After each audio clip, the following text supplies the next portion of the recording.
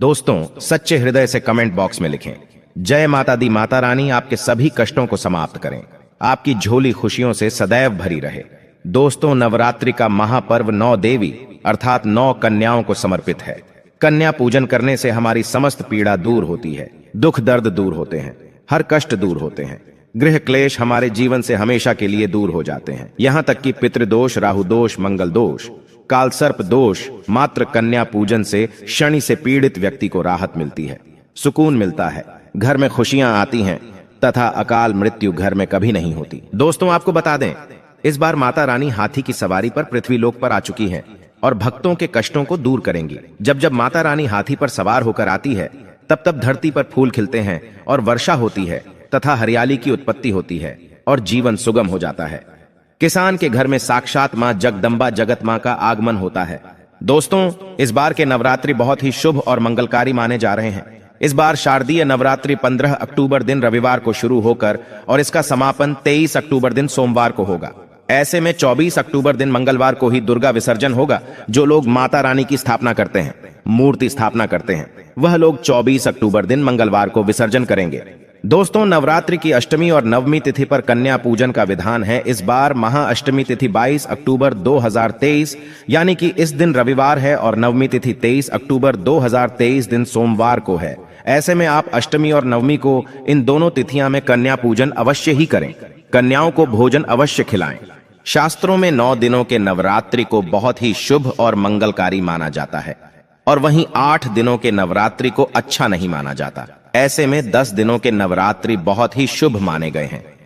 शास्त्रों के अनुसार नवरात्रि के दिनों में माता रानी का पूजन करने से, कन्या पूजन करने से मां अभय वरदान प्रदान करती हैं। कुंडली में जो कष्ट होते हैं उन्हें ठीक कर देती है। श्रीधर की तरह ही सच्चे हृदय वाले व्यक्ति के सभी कष्टों का निवारण मां शीघ्र ही करती है। मां की उपासना से विनम्रता का विकास होता है। सभी कष्ट, दरिद्रता, दुख, कष्ट नष्ट हो जाते हैं।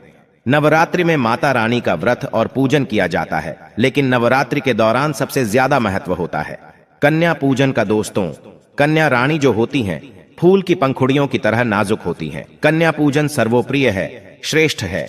कन्या के रूप में स्वयं जगदम्बा देवी, माता वैष्णो, 9 देवियां अर्थात समस्त ब्रह्मांड इनके शरीर के कण कण में वास करते हैं। बहुत कम लोग जानते हैं 33 कोटि देवी देवताओं का वास होता है। कन्याओं के मस्तक पर कन्या चाहें छोटी हो चाहें बड़ी हो, वह सदैव पूजनीय है, मां के समान मानी जाती है। दोस्तों, माना जाता है व्रत और उपासना से माता रानी इतना प्रसन्न नहीं होती है जितना कि कन्या पूजन से होती है। नवरात्रि में छोटी छोटी कन्याओं को माता रानी का स्वरूप माना जाता है। कन्याओं को भोग लगाया जाता है, उन्हें प्रसन्न किया जाता है और बदले में आशीर्वाद मांगा जाता है। कन्याओं को प्रसन्न करने के लिए गिफ्ट आदि उपहार वगैरह दिए जाते हैं। माना जाता है अगर कन्याओं को कोई भेंट दी जाए और वो उसे खुशी खुशी स्वीकार कर ले, तो इसका मतलब है माता रानी अर्थात माता वैष्णो ने वो भेंट स्वीकार कर ली। जिन पर कन्याएं प्रसन्न होती हैं, तो समझो उन्हें माता रानी का आशीर्वाद मिल गया और माता रानी की कृपा से उन्हें मुंह मांगा वरदान प्राप्त होता है। कन्या पूजन कोई मामूली पूजन नहीं होता। समस्त ब्रह्मांड में जो पूजा होती है, उनसे बढ़कर कन्या पूजन को माना जाता है। 10 बार गंगा स्नान करने से और 100 बार यज्ञ करने से तथा 1000 बार यात्रा करने से जो पुण्य मिलता है, वह मात्र 1 बार कन्या पूजन करने से करोड़ों गुना भक्त को मिल जाता है, प्राप्त हो जाता है। दोस्तों, इसीलिए कहा जाता है कि कन्याओं को सताना नहीं चाहिए, इससे समस्त ब्रह्मांड हिल जाता है। कन्याओं की जितनी सेवा की जाए कम ही होती है।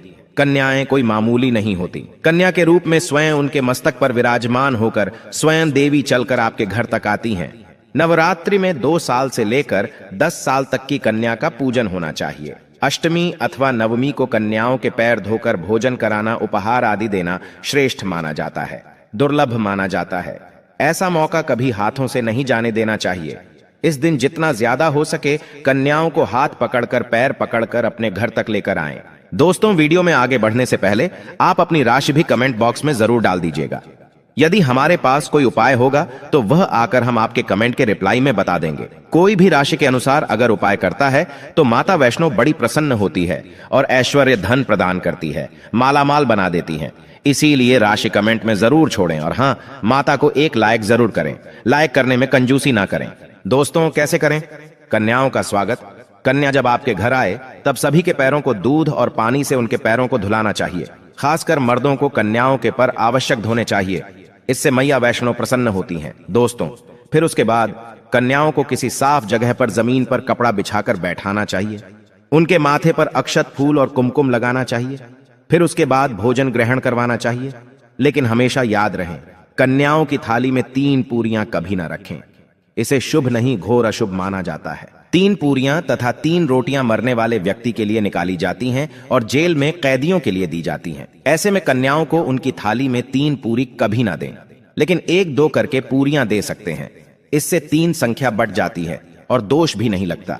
दोस्तों, कन्याओं को खाना खिलाने के बाद अंतिम में कन्याओं के सर पर लाल चुनरी उड़ाना चाहिए और भोजन में आपको खीर, पूरी, हलवा, चना तथा आलू की सब्जी, छोले वगैरह की सब्जी खिलानी चाहिए।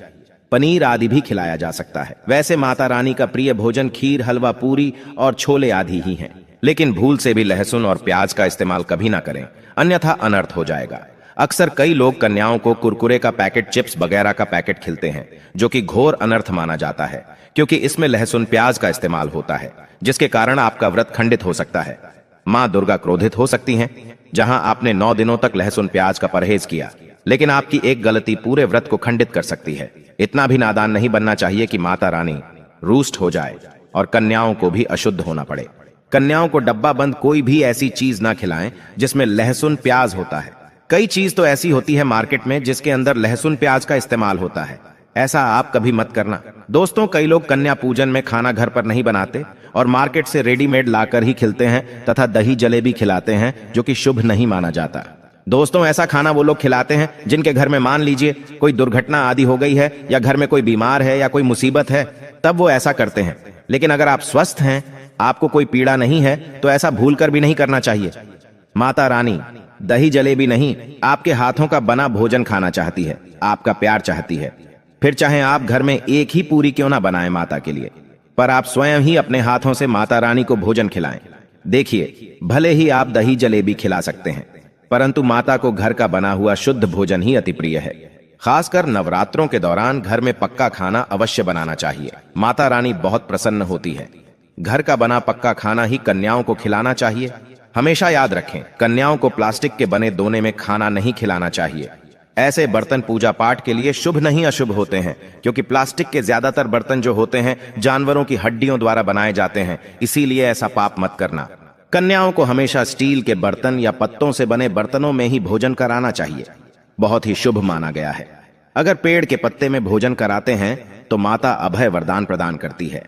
दोस्तों, एक और बात हम आपको बताने वाले हैं कि यदि नवरात्रों के समाप्त होने के बाद यदि बीच में कन्या पूजन में शुक्रवार का दिन पड़ जाए तो कन्याओं को कोई भी खट्टी चीज नहीं खिलाना चाहिए, क्योंकि शुक्रवार का दिन माता संतोषी को समर्पित होता है और माता संतोषी नवरात्रों के दिनों में सक्रिय अवस्था में होती है, यानी वो भी 9 देवियों के साथ में आपके घर में आती हैं। इसीलिए कन्याओं को भूलकर भी शुक्रवार का दिन अगर पड़ जाए तो खट्टी चीज घर में नहीं बनाना चाहिए और कन्याओं को भी खट्टी चीज नहीं खिलाना चाहिए। घोर पाप लगेगा, आपका किया कराया सब बर्बाद हो सकता है। खट्टी चीजों से माता संतोषी रूष्ट हो सकती हैं, चिढ़ सकती हैं, आपको श्राप दे सकती हैं, इसीलिए नादान ना बने। दोस्तों, भोजन कराने के बाद कन्याओं की थाली में एक लौंग जरूर रखना चाहिए, क्योंकि लौंग देवी शक्ति तथा दुर्गा मां को बहुत प्रिय है। लौंग माता शक्ति का प्रतीक होती है। लौंग में नव दुर्गा का वास होता है। इन 9 दिनों में माता रानी को लौंग का भोग ही लगाया जाता है, तो खाना खाने के बाद कन्याओं को लौंग अवश्य अर्पित करें। माता रानी को अमृत से बढ़कर लौंग प्रिय है, इसीलिए कन्याओं को थाली में चुपचाप एक लौंग जरूर रख दें।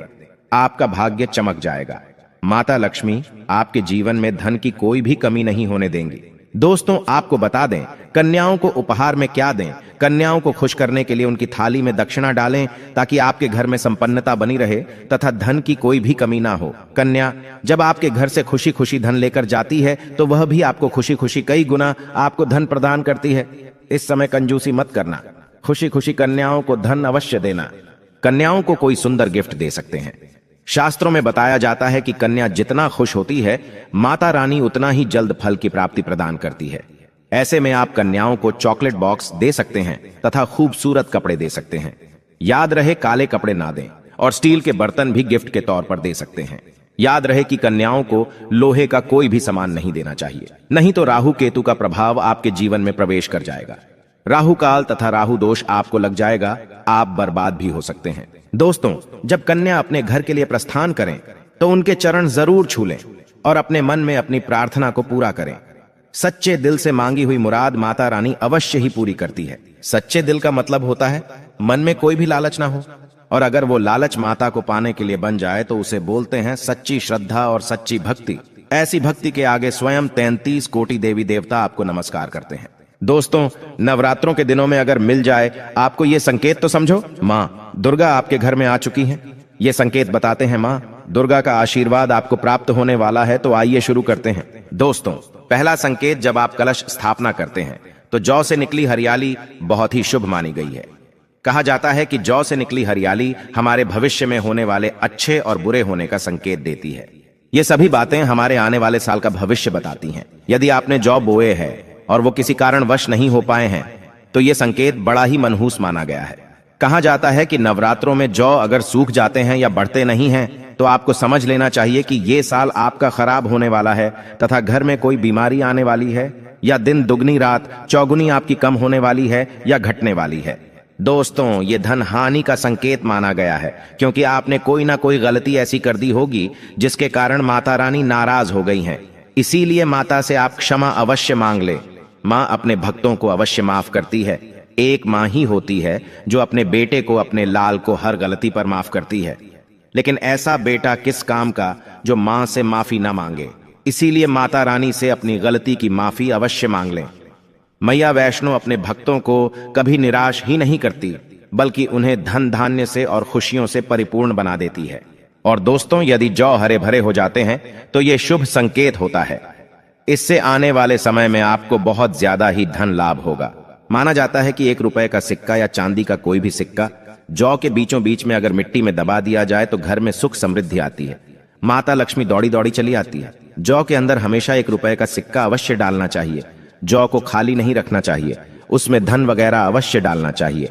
इससे माता का आशीर्वाद सदैव परिवार पर बना रहता है और जीवन में कोई भी संकट नहीं आता। खाली जौ मतलब धन भी खाली, खुशियां भी खाली ही मिलेंगी। दोस्तों, नंबर 2, यदि आपकी नींद नवरात्रों के दौरान सुबह 4 बजे के आसपास खुलती है तो इसे बड़ा ही शुभ संकेत माना जाता है, क्योंकि ये समय ब्रह्म मुहूर्त कहलाता है। इस समय देवी शक्ति अपने सच्चे भक्तों को ही जागती है। इस समय उठाना मतलब माता की कृपा प्राप्त करने के बराबर माना गया है। ये संकेत बताते हैं कि माता की सच्ची भक्ति का प्रभाव आपके ऊपर हो चुका है और माता रानी आपको जल्दी ही कोई खुशखबरी देने वाली है। माँ आपकी सच्ची भक्ति से बहुत खुश हैं। दोस्तों, नंबर 3, यदि नवरात्रि में आपका मन प्रसन्न होने लगे, पूजा पाठ में आपका मन लगने लगे, पूजा करते समय मन का शांत होना यह दर्शाता है कि आपको बहुत जल्द माँ की कृपा प्राप्त होने वाली है। माता रानी आपकी भक्ति से बहुत खुश हैं। आपकी भक्ति माता रानी को आनंद दे रही है। ऐसे व्यक्ति को समझ जाना चाहिए कि उसके जीवन में अब अच्छा समय आने वाला है। दोस्तों, नंबर 4, नवरात्रों के दौरान अगर मां के गले से फूल गिर जाए तथा जौ के हरे भरे पत्ते अगर बिन हवा के हिल जाएं तो इसे अति उत्तम माना गया है। यह संकेत बताता है कि माता रानी का आगमन आपके घर में अस्थायी रूप से हो चुका है। आपको माता लक्ष्मी की कृपा प्राप्त होने वाली है। ये संकेत कुछ खास लोगों को ही दिखाई देते हैं। माना जाता है कि पूजा करते समय अगर धुआं अधिक बढ़ जाए तो इससे यह पता चलता है कि आपके घर से गरीबी हमेशा हमेशा के लिए जाने वाली है। भूत प्रेत आत्माएं अब आपके घर से हमेशा के लिए जाने वाले हैं। पूजा करते समय धुएं का अधिक होना बहुत ही शुभ और मंगलकारी माना गया है। ये संकेत भविष्य में अच्छे परिणाम को दर्शाते हैं। दोस्तों, नंबर 5, द्वार पर गाय का आना। वेदों में बताया जाता है कि नवरात्रि के दौरान गाय माता का घर में आना बड़ा ही शुभ संकेत माना गया है। नवरात्रि में द्वार पर गाय का आना अत्यंत शुभ है। यदि आपके भी द्वार पर गाय आती है तो गाय के माथे पर कुमकुम लगाना ना भूले तथा गाय को रोटी जरूर खिलाएं। इससे मां दुर्गा अत्यंत प्रसन्न होंगी और आपकी झोली खुशियों से भर देंगी। द्वार पर गाय का बार बार आना भी जीवन में आने वाले अच्छे संकेतों की ओर इशारा करता है। दोस्तों, नंबर 6, सपने में शेर का दिखाई देना। अगर आपके सपनों में मां दुर्गा दिखाई देती है, अर्थात कोई भी देवी अगर आपके सपनों में दिखाई देती है तो बड़ा ही शुभ माना गया है। नवरात्रों के पावन अवसर पर माता के दर्शन किसी खास भक्तों को ही होते हैं। ये सपने कभी किसी को शेयर मत करना। यदि माता की सवारी तथा शेर रात्रि में सपने में बार बार दिखाई देता है तो मां दुर्गा आपसे प्रसन्न है। ये संकेत बताते हैं कि जल्द ही आपकी कोई मनोकामना अवश्य पूर्ण होगी और आपके शत्रुओं का नाश हो जाएगा। शत्रु आपके नाम से ही थर-थर कांपने लगेगा। मां दुर्गा का वाहन शेर है, इसीलिए नवरात्रि में शेर का दिखाई देना अत्यंत शुभ संकेत होता है। दोस्तों, नंबर 7, यदि कोई छोटी कन्या आपको सुबह सुबह लाल वस्त्र धारण किए हुए दिखाई देती है तो आपने साक्षात मां दुर्गा के दर्शन किए हैं। यदि नवरात्रों में सबसे पहले आपके घर में कन्याओं का आगमन हो जाए तो समझो आपको दुनिया की कोई भी शक्ति, ब्रह्मांड की कोई भी शक्ति आपको करोड़पति होने से नहीं रोक सकती। आपके जीवन में, आपके घर में माता लक्ष्मी का आगमन होने वाला है। आप दिन दुगनी रात चौगुनी तरक्की करेंगे। अब आप खुशियां मनाइए और मिठाइयां बांटें। ऐसे में कन्याओं को भरपूर तरीके से खुश रखें और उनका आगमन दूध से चरण धुलाकर करें, कोई भी कंजूसी ना करें। दोस्तों, माता रानी आपको यह संकेत दे रही है कि अब आपका बुरा समय समाप्त हो चुका है। अब जीवन में सुख समृद्धि के द्वार खुल जाएंगे। दोस्तों, नंबर 8, घर पर उल्लू का आना। यदि मां लक्ष्मी का वाहन उल्लू नवरात्रि में आपके घर पर आकर बैठ जाए तो यह भी शुभ संकेत है। इसका अर्थ है कि मां लक्ष्मी का आपके घर में प्रवेश हो चुका है और आपकी आर्थिक स्थिति और मजबूत होगी। लेकिन याद रहे, उल्लू नवरात्रि और दीपावली पर आना ही शुभ माना जाता है। दोस्तों, नंबर 9, यदि ब्रह्म मुहूर्त के समय यानी सुबह के 4 बजे के आसपास घंटियों की आवाज सुनाई दे जाए या शंख की आवाज सुनाई दे जाए तथा कोई भजन सुनाई दे जाए तो बड़ा ही शुभ संकेत माना गया है।